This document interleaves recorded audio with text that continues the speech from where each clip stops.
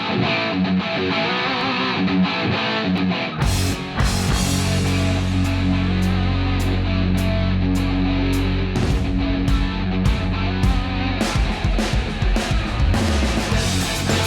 Nerdcast Empire is on the air. It is Monday, February 24th, 2025, and this is your Monday edition of the Nerdcast News Report. I am Matt in the studio. Great to have you along with us. We are going to get to all the nerdy news you need to get your week started. And we've got some good news this week, which is what we will be starting the week off with. And we've got a very strange segment from Smackdown to talk about and see if we can make some sense of. And a couple other news items, and of course we will wrap things up with the Empire Express that will cover a bunch of stories in a short amount of time. Joining me in studio on this Monday morning is Mike. Mike, how's it going? I feel like I was just here 2 or 3 hours ago. I know that's not entirely accurate, but that's kind of how it feels this morning, it being typical kind of difficult Monday morning to want to get back up and get going again, but thankfully we got some really cool stories today so we can get the week started right. Yeah, absolutely. I think that's the best thing is that we have some good news to start the week off with, and that is what we are going to lead off with right out of the gate. And it is the news that happened over, I guess, the end of last week. It was on Friday when this article posted on the Facebook page of Sekaicon. And that is what we're showing here, that obviously everybody knows, especially if you've been listening to this podcast or in any way connected to the anime community in Ohio, what has been going on with Ohayocon suing Sekaicon, Sekai Guild.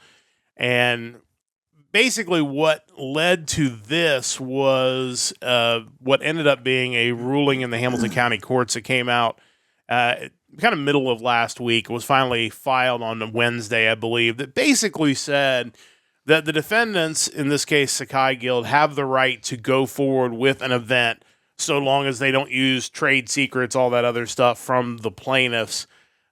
Basically, it gave them the green light to continue forward with planning an anime convention. So on Friday, they posted this update on their Facebook page that basically said, hey, we're sorry for the radio silence. I think most people understand, but we are going to be able to go forward and have this convention, which will be coming up in April.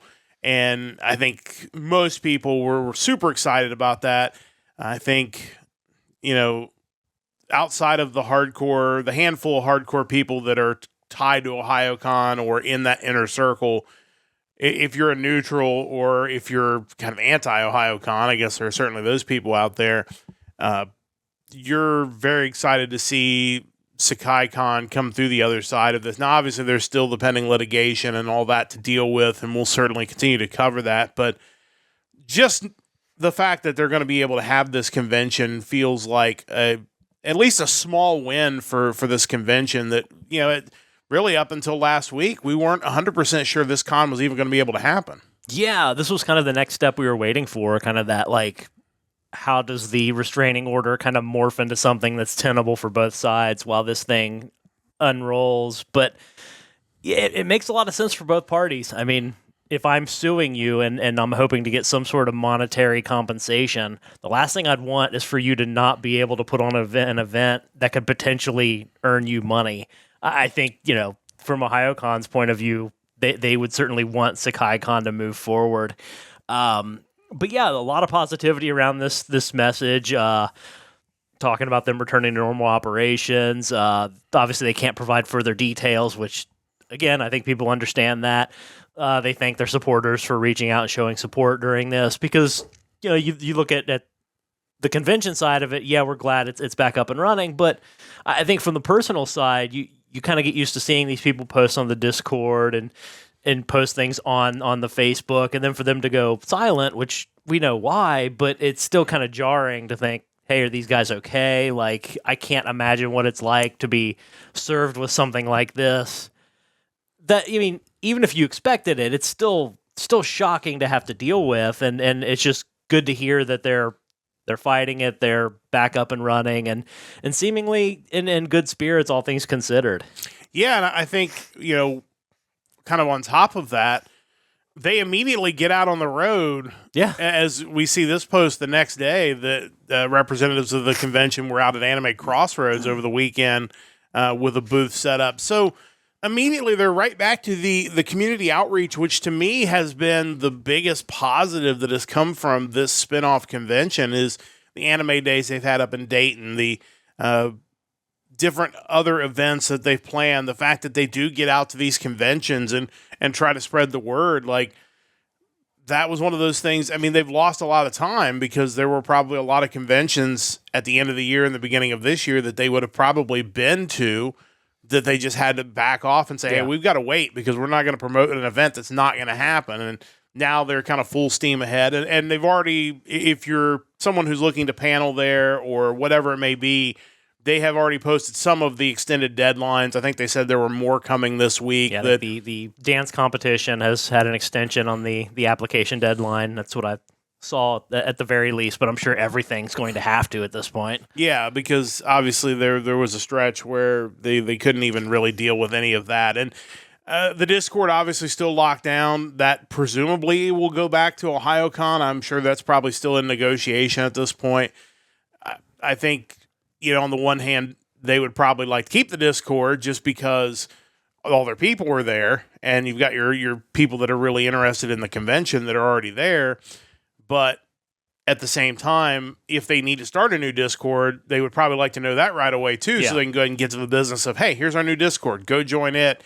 The other Discord's going to disappear, become Ohayocon, whatever it may be. I don't know what the typical conversion rate is for when you start a new Discord, how many people actually migrate over with you, but I kind of get the feeling that if they did abandon the current Discord for a new Sekaicon Discord server, I think they'd get a lot of people immediately jumping over. And at the very least, if the other one goes back to Ohayocon, you would see a fairly substantial exodus from it.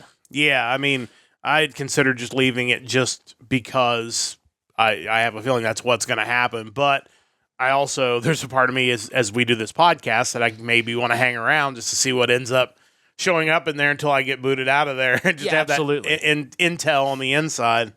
But, it's great to see. Certainly rooting for these guys and was already rooting for these guys. But I think now even more so with everything that's happened. And again, I feel like we've done a really good job on this podcast of staying very impartial and trying to report facts as they are and not what we want them to be. So, and we'll continue to do that. I mean, even though we are certainly rooting for this convention to succeed, as facts come out, as the case moves forward, we're going to continue to report on it. And, I would love to at some point, once all the dust settles, have some of the Sekaicon people on our podcast or go up and do a podcast with them to just kind of get their side of the story once everything is as much as they can, because I have a feeling, I still feel like this ends in a settlement because I don't think Ohayocon really has a case, and I think running it all the way through could run the risk of them owing more money because they could lose and then owe attorney's fees on top of that. I think part of a settlement probably includes NDAs, which is typically what you get in this situation. So we may never get the full story unless it actually goes all the way out, because that's the other thing too, is a lot of that's going to be public too if it ends up in court, because all that stuff's going to be admitted as evidence. And I don't know that Ohayocon wants that. The funny thing about that is if there were to be a settlement, I kind of feel like both sides would be more than happy to sign NDAs and never talk about any of this again. Yeah. I think we've already seen it from the Sakai group where they pretty much from day one in the Discord server said, hey, we're not talking about this anymore. And they basically told people, don't mention the other convention. We're doing our own thing. And I don't know if any good would come out of Ohayocon talking about things that would potentially be covered under an NDA in the future. The Sekaicon side of it, totally 100% agree. I think they would move on tomorrow and never mention the word Ohayocon again. I just wonder if it's just not part of Ohayocon's MO at this point, that I don't know if they can exist without mentioning these other guys. Like, it would do them good to never mention Sekaicon again and move on. And if they're ever going to put on another convention, just kind of start over. I just don't know if they can. I don't know. I think once you've shown you're this petty, I get the feeling that that they'll have a hard time doing that, but I think that could be their downfall because, again, I don't think going to trial benefits anybody but the attorneys at this point. For sure. I do wonder if the trial doesn't quite go the way they hope it goes. I don't know if you wouldn't see kind of a shift in mindset there where it's like, well, we didn't get what we wanted. We should probably just drop it and try to salvage what we have left, if anything.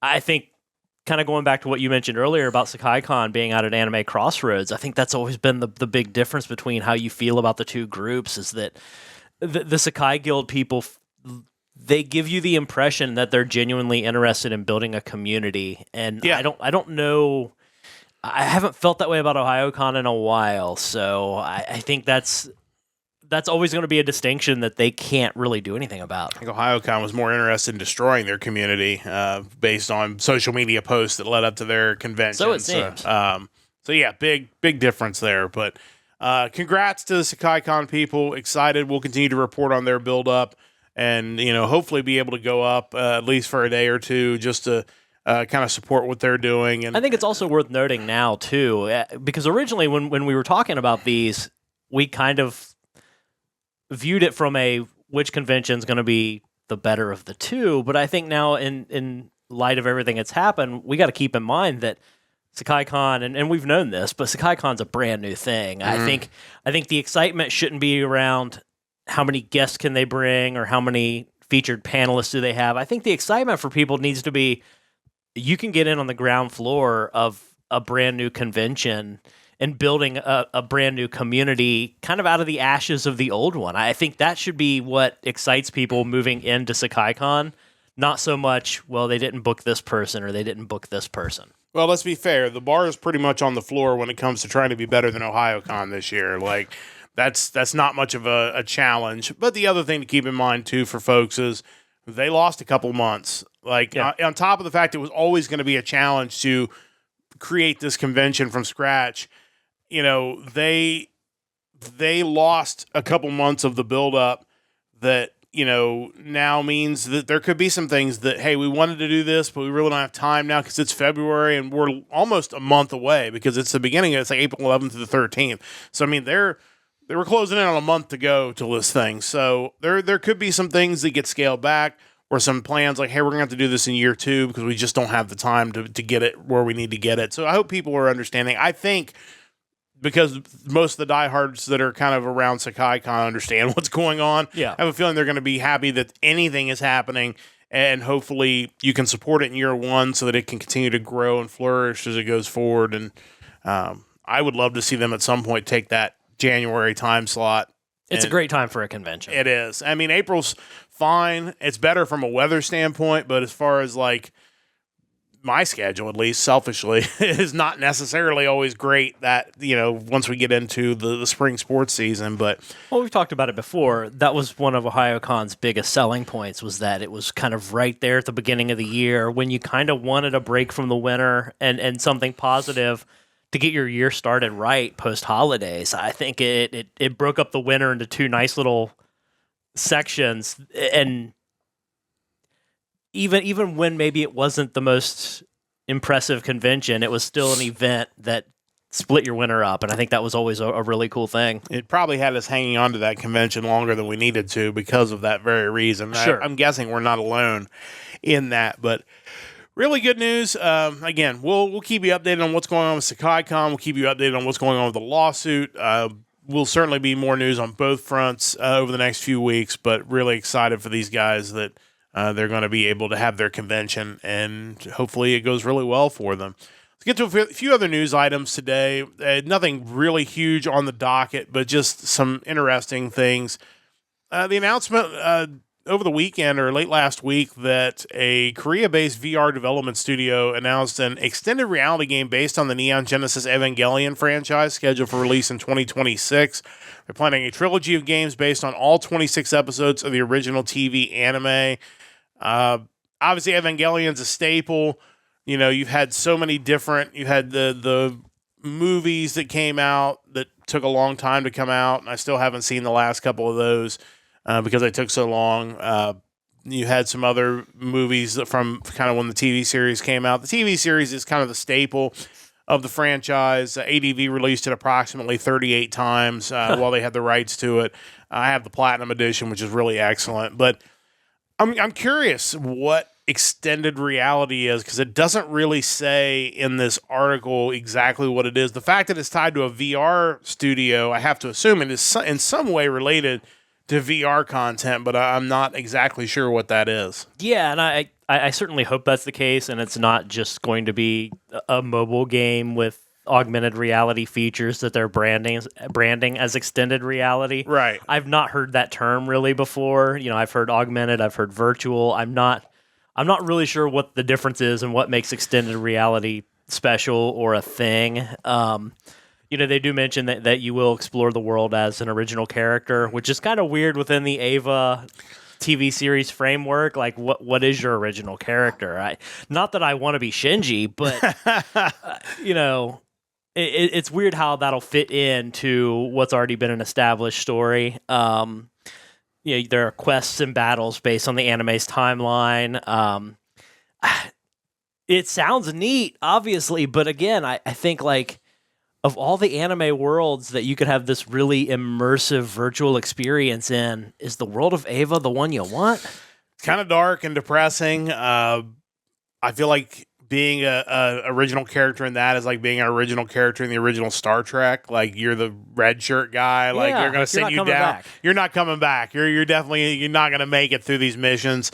I think there are other anime that I feel like would be a better fit. Now, I will say, obviously, Evangelion's IP is still incredibly popular. Oh, sure. You see, I remember they sell razors and stuff, like, with all this, Not to mention, how many times have you seen someone build a PC that has, like, the ridiculous, I can't remember if it was Asus or who was it, that had, like, the Ava branded computer components. Yeah. Just totally ridiculous. So I could see where it's like, okay, we're going to try this new thing. Let's try it on a really big property that, probably we can work with them and get a bunch of money to do this. Like, but there are a lot of anime worlds that would make for an interesting future game if this does well. But again, I think everybody kind of wants to know exactly what it's going to be before you get too excited over what it is. I think it brings about what could be an interesting topic, and that would be like a top 5 and bottom 5 worlds that you would want either a VR game centered in or to be isekai'd to. Yeah. I just kind of feel like, just off the top of my head, Ava would be one of the lower ones that I would want. Probably right up there with Attack on Titan would be another world I'd want no interest in being a part of. For sure. But yeah, Made in Abyss, probably. Yeah, I hear that's pretty bleak. Dr. Stone. I don't like the idea of being petrified for years and years. Sure. But, I'm sure visually it could be really striking and really cool just based on what Ava is. I don't know if I want to spend a long time there. Yeah. The Gundam world is also another one that, there's some really cool stuff in Gundam, but you also might end up in space and a fighting robot, which might not be the best way to go. So yeah, and then the question's like, if you're in the Gundam world, do you want to be a new type or whatever that series equivalent is, or do you want to just be a normal citizen? I don't know. Yeah, I don't know. It's so many of those worlds get destroyed in Gundam. That might not be a good thing either. So might end up with a colony getting dropped on your planet. Like, you don't want that. For sure. But yeah, just interesting. We don't really know what exactly this is, but it is certainly something that Ava fans are at least interested in seeing what it might be. And it's not coming out till 2026, so I would not expect any major details till we get a little later in 2025. But it could be cool. Well, we'll see kind of how that goes. Another thing that we always like on these podcasts are lists. So let's talk more about lists.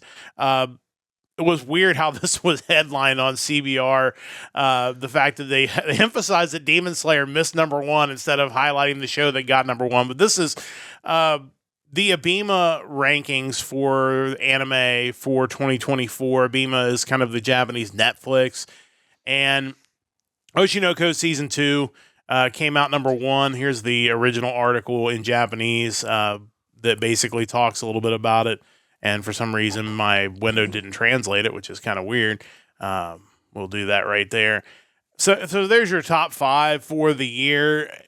Oshinoko Season 2 came out number 1. Crayon Shinchan, number 2. That's amazing to me. That series has been around forever. And here it is, still number 2, beating out Demon Slayer, and then the Apothecary Diaries, and it's something that clearly translated there at number 5. Osan Newbie Adventurer. Okay, there we go. Newbie old adventurer is trained to death by the strongest party and becomes invincible. Yeah, I think that is kind of the translated title. I remember that one coming out, but oddly enough, I didn't watch it.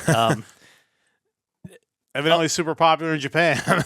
Yeah, I mean, of all those similar shows that I did decide to watch, and I didn't pick that one, I had no idea that was going to be super popular. I kind of feel bad now. But, yeah, I mean, I guess of this top 5, Oshinoko doesn't surprise me. That arc of the series is probably one of the most popular arcs in the manga. It was really well adapted. The Shin-Chan movie, I'm still amazed that show in general is still so popular, and yet, and this movie being one of the top series or shows of the year, which is crazy to me. Yeah, I obviously that show's been running for a crazy long time, and I do remember that kind of first run of dubbed episodes of Shin-Chan that came over here. Those were absolutely hilarious. I don't know if the original has that level of humor, but clearly it's remained popular after all this time, that there's an actual choice between people wanting to watch Demon Slayer and Shin-Chan, and they're actually preferring Shin-Chan. So that's kind of a wild thing. Yeah. Another thing that came out of this was a little bit of demographic data, which is always fascinating. I think the interesting thing is that female viewers increased by about 9%. Looks like still 37%. So it's still the minority compared to men. Also, a pretty decent balance between the age groups. Viewers in their 30s grew for both men and women. The number of viewers on TV devices also grew by 110% as more people are streaming their mobile or social apps on television. I mean, we see it all the time with YouTube and things like that over here, so not surprising to see that start to become popular in Japan. But you see like 13% in the 10s, 25% in their 20s, 25% in their 30s, 22% in their 40s, and 15% 50 or older. So a pretty solid balance across the board, which is, I would love to see more of the demographic side. Unfortunately, they were kind of limited in this article, but that stuff always really fascinates me. Yeah, and it's certainly not surprising that, like anything else, fan bases age, people age. That shouldn't be surprising to anyone. I just wonder if, and I'd love to see kind of the sex breakdown as far as the shows specifically, because when you look at Demon Slayer not being number 1, that already kind of signals to me that chances are you're probably going to see a higher percentage of women watching anime, because I'm guessing Demon Slayer's audience isn't very largely female. Probably not. I'm guessing that's more of a male-dominated fandom. But then you look at Oshinoko, Shin-Chan's probably just all over the place. It's probably very balanced. I would imagine Apothecary Diaries probably pulls in a decent amount of females as well. So it would be really cool to kind of see how that broke down. But again, we don't have the complete data. Yeah, exactly. But, it's kind of interesting. Try to see if there's any more information in the article, but not really a whole lot. If we see any more breakdown on that, we'll definitely share it. But just, again, kind of fascinating. It is interesting to me. As you mentioned, obviously your fan base is aging, but what they're not doing is aging out of anime. I think, that's one of those things that I've saw some other articles here talking about, kind of these companies trying to fight that misconception that anime is for kids and that, it can't be for adults. And, it's proof that, you may not be watching the same shows you were watching when you were a teenager, but there really is something for everyone. Anime isn't one thing. It is really just a medium of shows that can fit into any category, whether you're young or old. Yeah, and I've always been kind of curious as to how that is in Japan compared to here, because I feel like it's always been a struggle here as far as anytime there's a cartoon or animated series that is clearly designed for adults to watch, there's always that weird, like, well, anime or cartoons are for kids. What are you doing? We've seen it so many times over the years, whether it was The Simpsons originally, South Park, Family Guy. There's always that next show where it's like, why is a cartoon doing this? And I wonder how that's like in other places, especially like Japan. Yeah, for sure. I mean, clearly those numbers show that it is much more balanced over there, which is probably a good sign for their anime industry when they really need some positive signs with a lot of other negative news. Let's get to our final story, and this is one we could spend a lot of time talking about. I don't think we're going to today, which is why I kind of saved it for last. Smackdown on Friday night. Everybody knew The Rock was going to show up. We talked about it on Friday. He did. It was a long, winding segment that I don't know how much sense it made in the moment. It was probably a 25-minute segment that could have been a 10-minute segment and probably would have done it a lot of good. But the gist of it is The Rock wants Cody to be his corporate champion. He wants to take him to heights he's never seen before, basically give him everything he's ever wanted. And Cody has to think about it and give him the answer at Elimination Chamber. Had the segment just been that, I think there would have been a lot less complaining about it.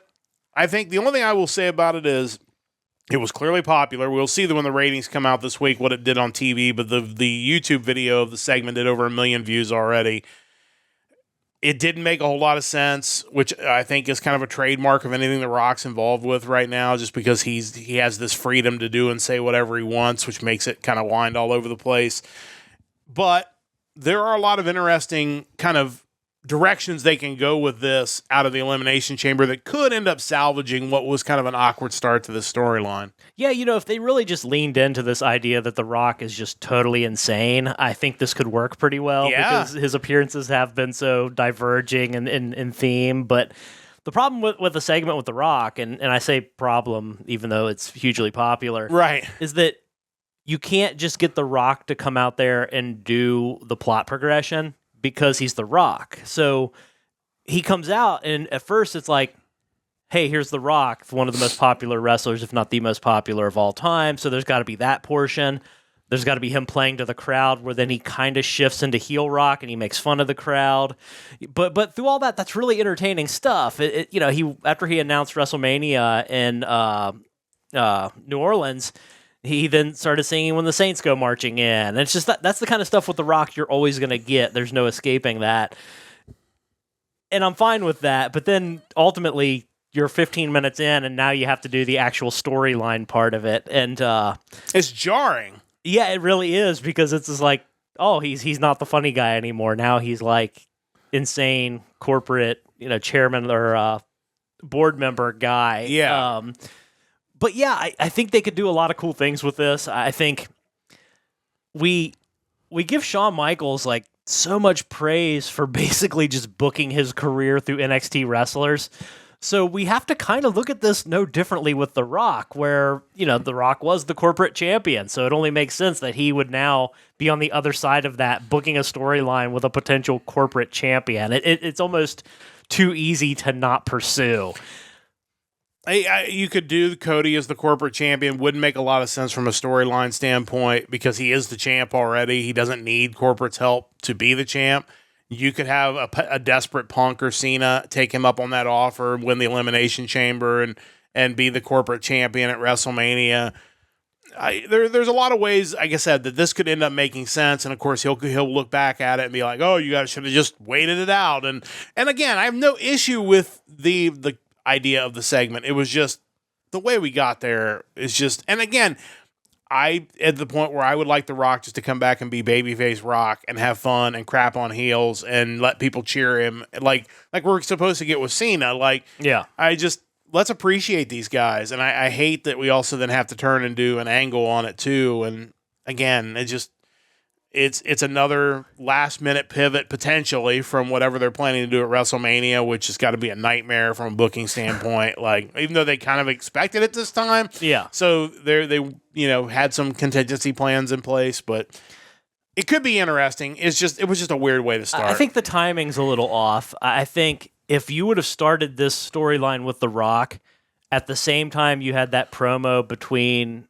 Cody and Punk, where Punk was kind of painting Cody out to be this like tired, like worn out champion that's just struggling to kind of hold on. Yeah. I think that would have worked out a lot better, because you could see potentially The Rock showing up being like, hey man, we'll keep you on top. We'll make sure you can maintain this. There's just strings attached on the other end of that. I think that would have aligned itself perfectly. you're gonna have to go back and kind of like rethread that now. And the problem with doing corporate punk is like you've made such a big deal out of this favor that Paul Heyman has. He owes him a favor. What could be bigger favor than The Rock just coming in and deciding you're the champion? And like, there's nothing Paul Heyman can promise that's going to be better than that. So it kind of makes that favor look pretty terrible by comparison. So yeah. And maybe they totally pull Swerve and he puts Reigns in the match, and Reigns, like he makes Reigns the evil guy again, and we just go down that road again. I don't know, but the whole thing was weird. It was just sitting through it was kind of tough. But again, it may end up being okay at the end. It did cost them some time on women's matches, which is something we criticized over on Friday that they don't need any help with. They already struggle to book their women, and it didn't get any better on Friday. So at least it happened on SmackDown.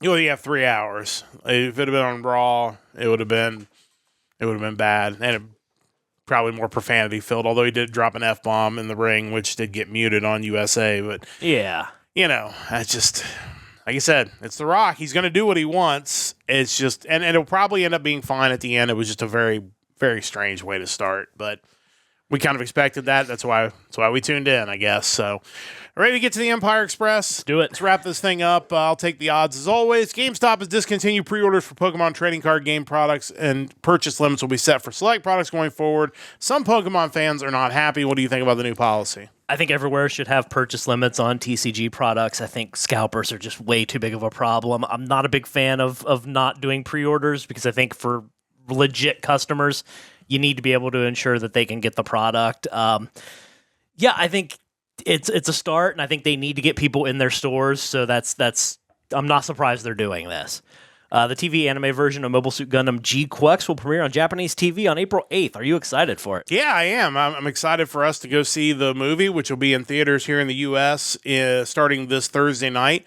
We'll run in most cases for about a week, and curious to see where it's going to stream. Hopefully something that I have access to once the TV series starts. I'm just really interested because of the whole Ava Gundam tie-in to the original Universal Century. I don't know if it'll be good or not, but it's going to be interesting.